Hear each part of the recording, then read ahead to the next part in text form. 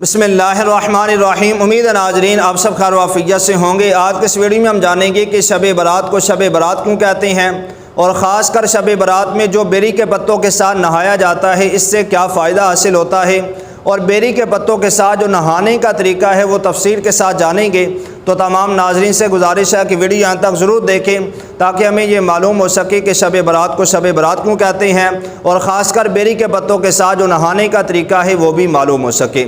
تو سب سے پہلے تو یہ بات یاد رکھیں کہ شب برات کو شب برات کیوں کہتے ہیں۔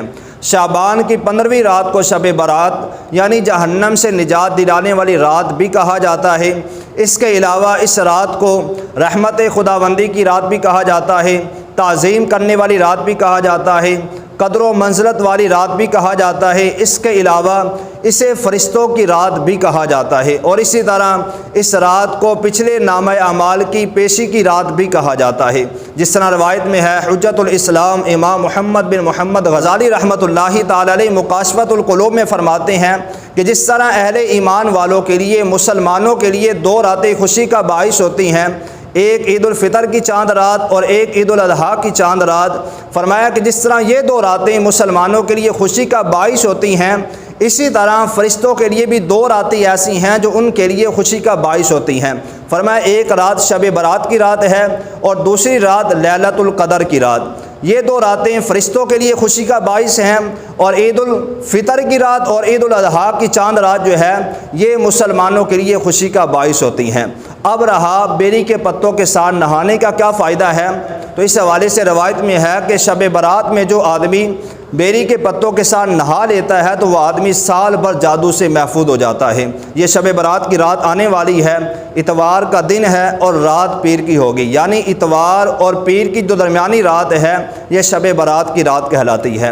اگر کوئی آدمی چاہے وہ مرد ہے یا عورت ہے، اس رات میں بیری کے 7 پتے لے کر اسے پانی کے اندر جوش دلائے، گرم کرے، گرم کرنے کے بعد پھر اس پانی کے ساتھ نہا لے تو وہ آدمی سال بھر جادو سے محفوظ رہے گا۔ اس کے نہانے کا طریقہ یہ ہے، مثال کے طور پر گھر میں 3 افراد ہیں تو ہر ایک کے پتے الگ الگ ہونے چاہیے۔ مثال کے طور پر 3 افراد ہیں تو پتے ہوں گے 21۔ اب 21 پتے اکٹھے لیں، اکٹھے لینے کے بعد ایک ہی برتن کے اندر پانی ڈال کر یہ پتے اس کے اندر ڈالیں، انہیں جوش دلائیں، گرم کریں۔ گرم کرنے کے بعد اب جس نے نہانا ہے، غسل کرنا ہے، وہ بیچ میں سے 7 پتے نکالے، تھوڑا سا پانی لے گلاس کے اندر یا کسی اور برتن کے اندر پانی لے کر غسل خانے میں جائے، کسی بالٹی کے اندر یا ٹب کے اندر اس پانی کو ڈالے، ڈالنے کے بعد اوپر سے دوسرا پانی نل والا ٹوٹی کے ساتھ مکس کرے، مکس کرنے کے بعد پھر اس پانی کے ساتھ غسل کر لے۔ اس سے فائدہ یہ ہوگا کہ آدمی سال بھر جادو سے محفوظ رہے گا۔ اسی طرح دوسرے نے نہانا ہے، وہ بھی اپنا 7 پتے لے، بیچ میں سے گرم پانی لے، غسل خانے میں جائے، ٹب کے اندر پانی کے اندر اس پانی کو ڈالے اور اوپر سے پانی مکس کرے، مکس کرنے کے بعد اس پانی کے ساتھ غسل کر لے۔ تو اس طرح آدمی جو ہے وہ سال بھر جادو سے محفوظ رہے گا۔ اگر کسی کو جادو ہے تو وہ بھی اس سے نہائے تو انشاءاللہ اللہ نے چاہا تو جادو بھی چلا جائے گا۔ لیکن یہاں یہ بات بھی یاد رہے، یہ جو نہانا ہے یہ کوئی فرض، واجب یا سنت نہیں ہے، نہ ہی یہ مستحب ہے، بلکہ یہ ایک جائز کام ہے جو بزرگوں سے ثابت ہے۔ اگر کوئی نہا لیتا ہے تو اس سے فائدہ حاصل ہوگا، کیونکہ یہ بزرگان دین رحمہم اللہ تعالی علیہ کا تجربہ شدہ عمل ہے کہ انہوں نے یہ عمل کیا، حقانیت ان پہ واضح ہو گئی، انہوں نے آگے بتایا، انہوں نے پھر آگے بتایا، اس طرح یہ عمل چلتا آ رہا ہے، اور آج لوگ اس عمل پہ جو ہے وہ عمل کر رہے ہیں، اس عمل کو کر رہے ہیں کہ بیری کے پتوں کے ساتھ نہاتے ہیں اور اللہ تعالیٰ انہیں شفا عطا فرماتا ہے۔ اور ظاہری بات ہے شفا دینے والی ذات، جادو سے حفاظت کرنے والی ذات تو اللہ تعالیٰ کی ہی ذات ہے۔ جس طرح کہ ہم اور بھی ٹوٹکے تو آزماتے ہیں گھروں کے اندر کہ بچے کو جو ہے وہ نظر لگ جائے تو ہم لال مرچیں لیتے ہیں، سرخ لال مرچیں خشک لے کے ڈنڈی والی، اس کو بچوں کے جو ہے وہ سروں سے وارنے کے بعد آگ میں جلا دیتے ہیں تو بچے کی نظر اتر جاتی ہے۔ تو اس طرح بیری کے پتوں کے ساتھ نہانے سے بھی بندہ جو ہے وہ جادو سے محفوظ ہو جاتا ہے، جادو سے حفاظت ہو جاتی ہے، اور یہ عمل جو ہے وہ جائز ہے۔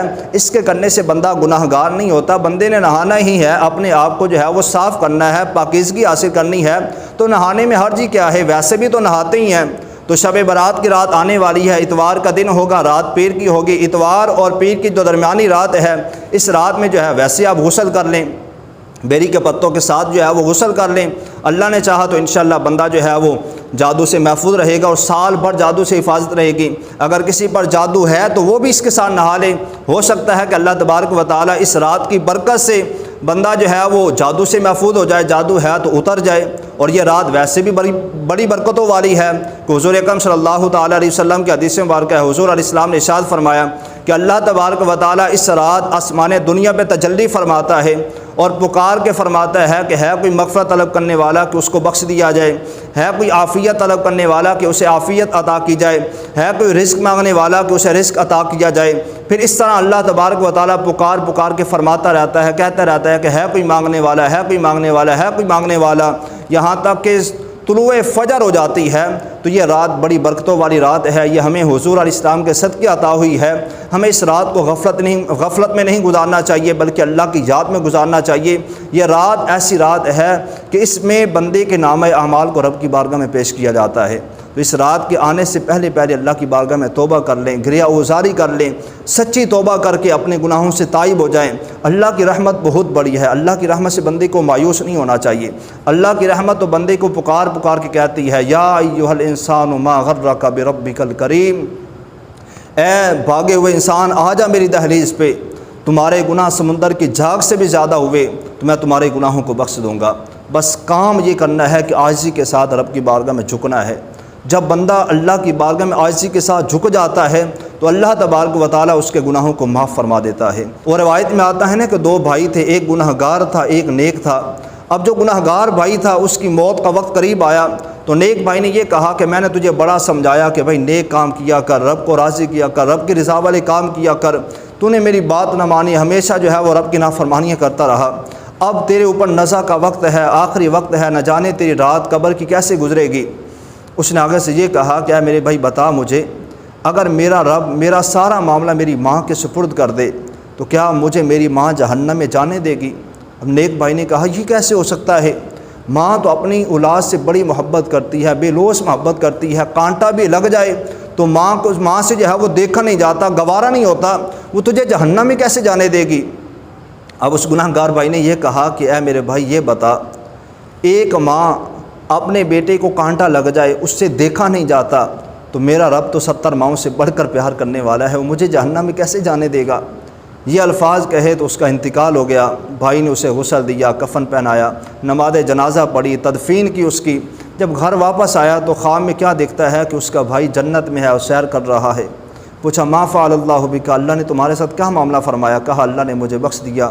کہا تو نے تو کوئی نیک کام کیا ہی نہیں تھا، بخشش کیسے ہوئی؟ کہا اسی ایک آخری بات نے میری بخشش کروا دی، جو میں نے یہ کہا کہ اللہ 70 ماؤں سے بڑھ کر پیار کرنے والا ہے۔ تو یہ اللہ کی رحمت بہت وسیع ہے، اللہ کی رحمت تو بہانہ ڈھونڈتی ہے۔ رحمت دا دریا الہی ہر دم وگدا تیرا، جے ایک قطرہ بخشے مینوں کم بن جاوے میرا۔ اللہ کی رحمت تو بہانہ ڈھونڈتی ہے کہ میرا کوئی بندہ کوئی نیک کام کرے تو صحیح کہ جس کے سبب میں اس کی بخشش کر دوں۔